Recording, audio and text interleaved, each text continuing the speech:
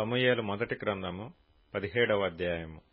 ఫిలిష్తీయులు తమ సైన్యములను యుద్ధమునకు సమకూర్చి యూదా దేశములోని సోకోలో కూడి ఎఫెస్దమ్మీము దగ్గర సోకోకును అజేకాకును మధ్యను దిగియుండగా సౌలును ఇశ్రాయేలీయులను కూడి వచ్చి ఏలా లోయలో దిగి ఫిలిష్తీయులకెదురుగా యుద్ధ పంక్తులు తీర్చిరి. ఫిలిష్తీయులు ఆ తట్టు పర్వతము మీదను ఇశ్రాయేలీల ఈ తట్టు పర్వతము మీదను నిలిచియుండగా ఉభయుల మధ్యను ఒక లోయయుండెను. గాతువాడైన గొల్యాతు అను శూరుడొకడు ఫిలిష్తీయుల దండులో నుండి బయలుదేరుచుండెను. అతడు 6 మూళ్ల జేనడు ఎత్తు మనిషి. అతని తలమీద రాగి శిరస్త్రాణముండెను. అతడు యుద్ధ కవచము ధరించియుండెను. ఆ కవచము 5,000 తులముల రాగి ఎత్తు కలది. మరియు అతని కాళ్లకు రాగి కవచమును అతని భుజముల మధ్యను రాగి బల్లెమొకటి యుండెను. అతని ఈటె కర్ర నేతగాని దోణి అంత పెద్దది. మరియు అతని ఈటె కొన 600 తులముల ఇనుము ఎత్తు కలది. ఒకడు డాలును మోయిచు అతని ముందర పోవుచుండెను. అతడు నిలిచి ఇశ్రాయేలీల దండువారిని పిలిచి, యుద్ధ పంక్తులు తీర్చుటకై మీరెందుకు బయలుదేరి వచ్చితిరి? నేను ఫిలిష్తీయుడను కానా? మీరు సౌలు దాసులు కారా? మీ పక్షముగా ఒకనిని ఏర్పరచుకొని అతని నా యొద్దకు పంపుడి. అతడు నాతో పోట్లాడి నన్ను చంపగలిగిన ఎడల మేము మీకు దాసులమగుదుము. నేనతని జయించి చంపిన ఎడల మీరు మాకు దాసులై మాకు దాస్యము చేయుదురు. ఈ దినమున నేను ఇశ్రాయేలీల సైన్యములను తిరస్కరించుచున్నాను.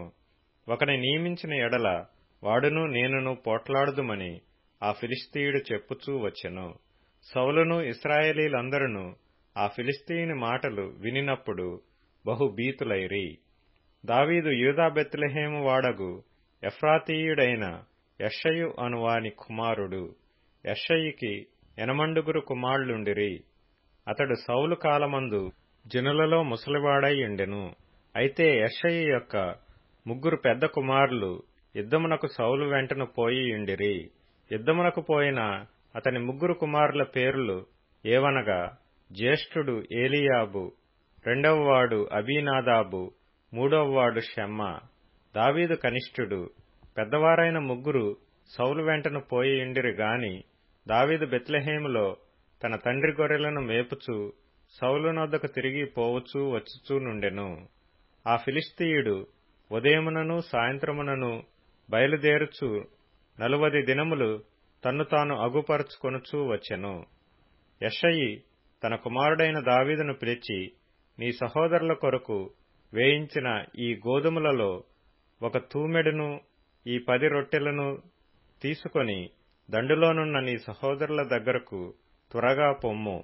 మరియు ఈ 10 జున్ను గడ్డలు తీసుకొని పోయి వారి సహస్రాధిపతికిమ్ము. నీ సహోదరులు క్షేమముగా నున్నారో లేదో సంగతి తెలుసుకొని వారి యొద్ద నుండి ఆనవాలొకటి తీసుకొని రమ్మని చెప్పి పంపివేశెను.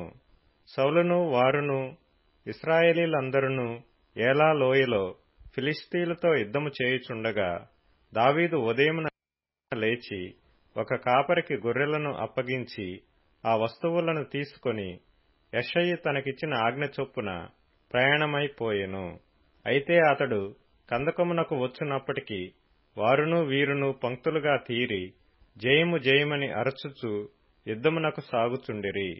సైన్యము సైన్యమునకు ఎదురై ఇశ్రాయేలీయులను ఫిలిష్తీయులను యుద్ధ సన్నద్ధులై బయలుదేరుచుండిరి. దావీదు తాను తెచ్చిన వస్తువులను సామాగ్రిని కనిపెట్టు వాని వశము చేసి పరుగెత్తిపోయి సైన్యములో చొచ్చి కుశల ప్రశ్నలు తన సహోదరులనడిగెను. అతడు వారితో మాట్లాడుచుండగా గాతు ఫిలిష్తీయుడైన గొల్యాతు అను శూరుడు ఫిలిష్తీయుల సైన్యములో నుండి వచ్చి పై చెప్పిన మాటల చొప్పున పలుకగా దావీదు వినెను. ఇశ్రాయేలీలందరూ ఆ మనిషిని చూచి మిక్కిలి భయపడి వాని ఎదుటి నుండి పారిపోగా, ఇశ్రాయేలీలలో ఒకడు, వచ్చుచున్న ఆ మనిషిని చూచితిరే, నిజముగా ఇశ్రాయేలీలను తిరస్కరించుటకై వాడు బయలుదేరుచున్నాడు. వానిని చంపిన వానికి రాజు బహుగా ఐశ్వర్యము కలుగచేసి తన కుమార్తెనిచ్చి పెండ్లి చేసి వాని తండ్రి ఇంటి వారిని ఇశ్రాయేలీలలో స్వతంత్రులుగా చేయుననగా దావీదు జీవము గల దేవుని సైన్యములను తిరస్కరించుటకు ఈ సున్నతి లేని ఫిలిష్తీయుడు ఎంతటివాడు? వాని చంపి ఇశ్రాయేలీల నుండి ఈ నింద తొలగించిన వానికి బహుమతి ఏమని తన యొద్ద నిలిచిన వారిని అడుగగా, జనులు వాని చంపిన వానికి ఇట్లిట్లు చేయబడునని అతనికుత్తరమిచ్చిరి. అతడు వారితో మాట్లాడునది అతని పెద్దన్నయ్యగు ఏలీయాబునకు వినపడగా, ఏలీయాబునకు దావీదు మీద కోపము వచ్చి అతనితో, నీవిక్కడికెందుకు వచ్చితివి? అరణ్యములోని ఆ చిన్న గొర్రె మందను ఎవరి వశము చేసితివి? నీ గర్వమును నీ హృదయపు చెడుతనమును నేనెరుగుదును. యుద్ధము చూచుటకే గదా నీవు వచ్చితివనెను. అందుకు దావీదు, నేనేమి చేసితిని? మాట మాత్రము పలికితినని చెప్పి అతని యొద్ద నుండి తొలగి తిరిగి మరొకని ఆ ప్రకారమే అడుగగా, జనులు వానికి అదే ప్రకారము ప్రత్యుత్తరమిచ్చిరి. దావీదు చెప్పిన మాటలు నలుగురికిని తెలియగా జనులు ఆ సంగతి సౌలుతో తెలియచెప్పిరి. గనుక అతడు దావీదును పిలువనంపెను. ఈ ఫిలిష్తీయుని బట్టి ఎవరి మనసును కృంగ నిమిత్తము లేదు. మీ దాసుడనైన నేను వానితో పోట్లాడుదునని దావీదు సౌలుతో అనగా, సౌలు, ఈ ఫిలిష్తీయుని ఎదుర్కొని వానితో పోట్లాడుటకు నీకు బలము చాలదు. నీవు బాలుడవు, వాడు బాల్యము నుండి యుద్ధాభ్యాసము చేసిన వాడని దావీదుతో అనెను. అందుకు దావీదు సౌలుతో ఇట్లనెను, మీ దాసుడనైన నేను నా తండ్రి యొక్క గొర్రెలను కాయిచుండ సింహమును ఎలుగుబంటియును వచ్చి మందలో నుండి ఒక గొర్రెపిల్లను ఎత్తుకొని పోవుచుండగా నేను దానిని తరిమి చంపి దాని నోట నుండి ఆ గొర్రెను విడిపించితిని. అది నా మీదికి రాగా దాని గడ్డము పట్టుకొని దానిని కొట్టి చంపితిని. మీ దాసుడనైన నేను ఆ సింహమును ఎలుగుబంటిని చంపితినే. జీవము గల దేవుని సైన్యములను తిరస్కరించిన ఈ సున్నతి లేని ఫిలిష్తీయుడు వాటిలో ఒకదాని వలె అగుననియు, సింహము యొక్క బలము నుండియు ఎలుగుబంటి యొక్క బలము నుండియు నన్ను రక్షించిన యెహోవా ఈ ఫిలిష్తీయుని చేతిలో నుండి కూడాను నన్ను విడిపించుననియు చెప్పెను. అందుకు సౌలు, పొమ్ము, యెహోవా నీకు తోడుగా నుండునుగాక అని దావీదుతో అనెను. పిమ్మట సౌలు తన యుద్ధ వస్త్రములను దావీదునకు ధరింపచేసి రాగి శిరస్త్రాణమొకటి అతనికి కట్టి యుద్ధ కవచము తొడిగించెను. ఈ సామాగ్రి దావీదునకు వాడుక లేదు గనుక తాను తొడిగిన వాటిపైన కత్తి కట్టుకొని వెళ్లకలిగినది లేనిది చూసుకొనిన తరువాత దావీదు, ఇవి నాకు వాడుక లేదు, వీటితో నేను వెళ్లలేనని సౌలుతో చెప్పి వాటిని తీసివేసి తన కర్ర చేత పట్టుకొని ఏటిలోయలో నుండి 5 నున్నని రాళ్లను ఏరుకొని తన యొద్దనున్న చిక్కములో నుంచుకొని వడిసెల చేత పట్టుకొని ఆ ఫిలిష్తీయుని చేరువకు పోయెను. డాలుమోయువాడు తనకు ముందు నడవగా ఆ ఫిలిష్తీయుడు బయలుదేరి దావీదు దగ్గరకు వచ్చి చుట్టూ పారచూచి దావీదును కనుగొని అతడు బాలుడై ఎర్రటివాడును రూపసీయునై యుండుట చూచి అతని తృణీకరించెను.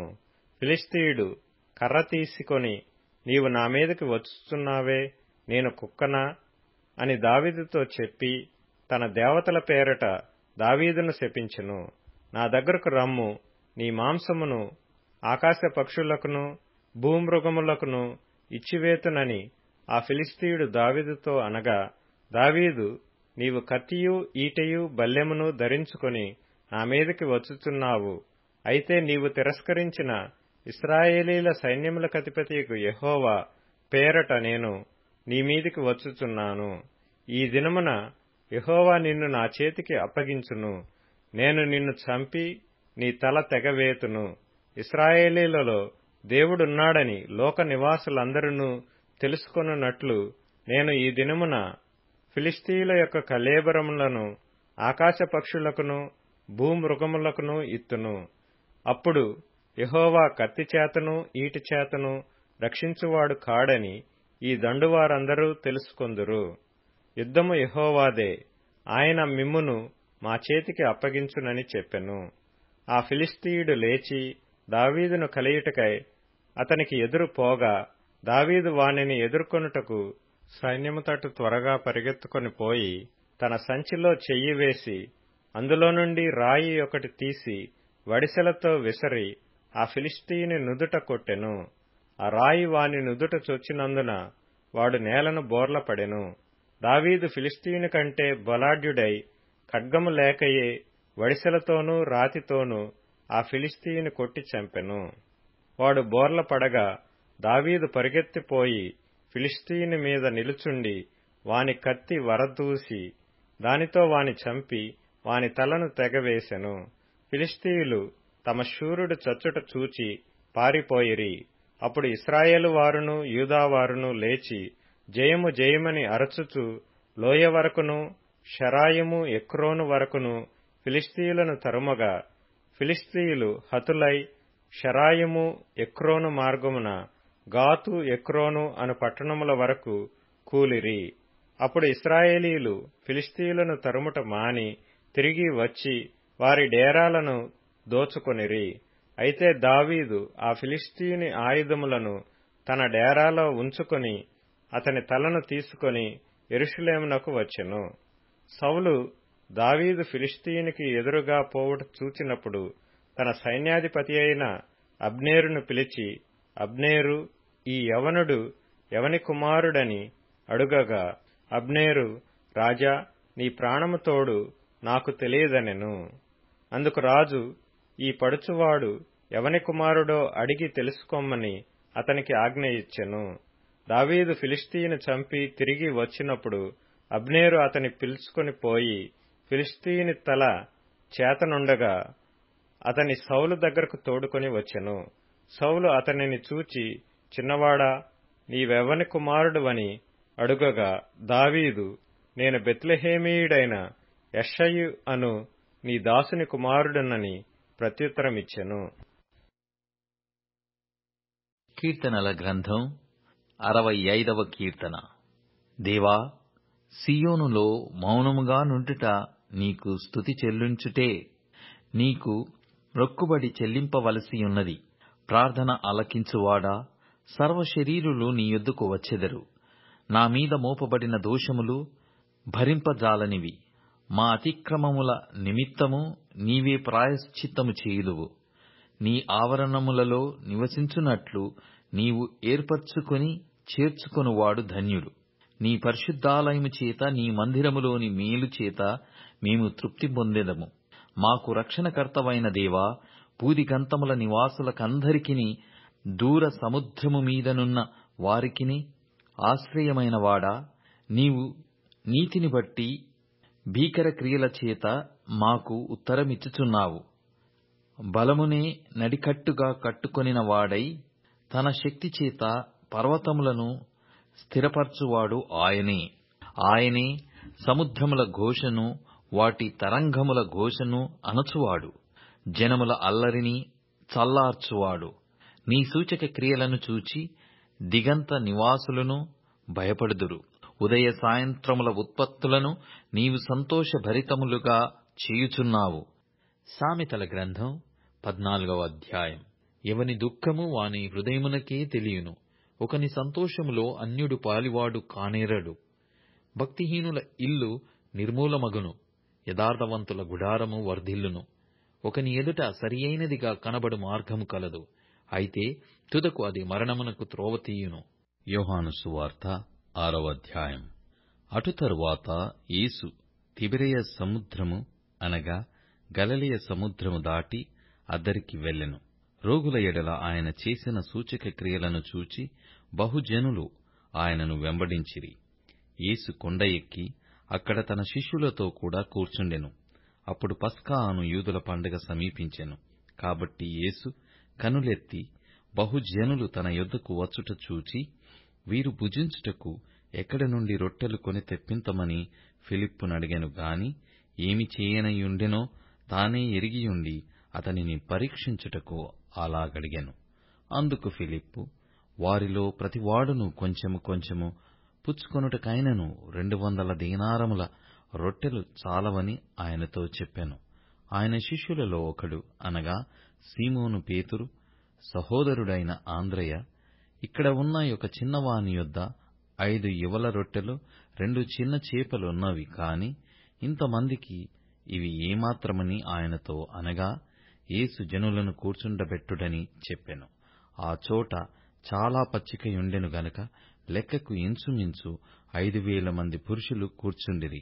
యేసు ఆ రొట్టెలు పట్టుకొని కృతజ్ఞతాస్తుతులు చెల్లించి కూర్చున్న వారికి వడ్డించెను. అలాగున చేపలు కూడా వారికిష్టమైనంత మట్టుకు వడ్డించెను. వారు తృప్తిగా తినిన తరువాత ఏమీయూ నష్టపడకుండా మిగిలిన ముక్కలు పోగు చేయుడని తన శిష్యులతో చెప్పెను. కాబట్టి వారు భుజించిన తరువాత వారి యొద్ద మిగిలిన 5 ఇవల రొట్టెల ముక్కలు పోగుచేసి 12 గంపలు నింపిరి. ఆ మనుష్యులు యేసు చేసిన సూచక క్రియను చూచి, నిజముగా ఈ లోకమునకు రాబోవు ప్రవక్త ఈయనే అని చెప్పుకొనిరి. రాజుగా చేయుటకు వారు వచ్చి తన్ను బలవంతముగా పట్టుకొనబోవుచున్నారని యేసు ఎరిగి మరల కొండకు ఒంటరిగా వెళ్ళెను. సాయంకాలమైనప్పుడు ఆయన శిష్యులు సముద్రమునొద్దకు వెళ్లి దోణి ఎక్కి సముద్రపుటద్దరినున్న కపెర్నహూమునకు పోవుచుండిరి. అంతలో చీకటాయెను గాని యేసు వారి యొద్దకు ఇంకనూ రాలేదు. అప్పుడు పెద్ద గాలి విసరగా సముద్రము పొంగుచుండెను. వారు ఇంచుమించు 2 కోసుల దూరము దోణిను నడిపించిన తరువాత యేసు సముద్రము మీద నడుచుచు తమ దోణి దగ్గరకు వచ్చుట చూచి భయపడిరి. అయితే ఆయన నేనే, భయపడకుడని వారితో చెప్పెను. కనుక ఆయనను దోణి మీద ఎక్కించుకొనుటకు వారికిష్టపడిరి. వెంటనే ఆ దోణి వారు వెళ్ళుచున్న ప్రదేశమునకు చేరెను.